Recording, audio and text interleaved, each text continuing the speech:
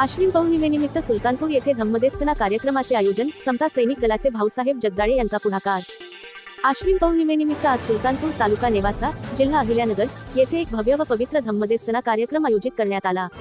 या कार्यक्रमाचे प्रमुख वक्ते व धम्मदेसना देणारे बुद्धिस्ट सेमिनरीचे मुख्य समन्वयक श्री सत्येंद्र तेलतुंबडे होते। त्यांनी आपल्या प्रभावी भाषणातून बुद्धांच्या धम्म, समता आणि करुणा तत्वज्ञानाचा संदेश उपस्थितांना दिला।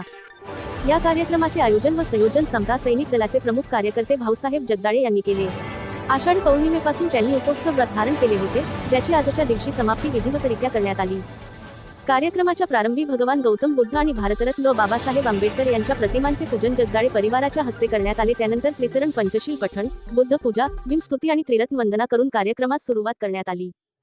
या प्रसंगी प्राध्यापक चव्हाण सर यांनी आपल्या शुभेच्छा देताना बुद्धांच्या शिकवणीनुसार जीवन जगण्याचे महत्त्व अधोरेखित केले। त्यांनी समाजात एकता, बंधुत्व आणि प्रबोधनाचा संदेश दिला।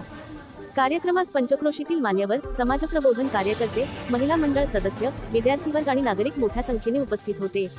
शेवटी सरणतय विधी पार पाडून भोजनदानाने कार्यक्रमाची सांगता करण्यात आली। या कार्यक्रमाच्या माध्यमातून सुलतानपूर परिसरात धम्म, समता आणि मानवतेचा संदेश पुन्हा एकदा प्रभावीपणे पोहोचवण्यात आला।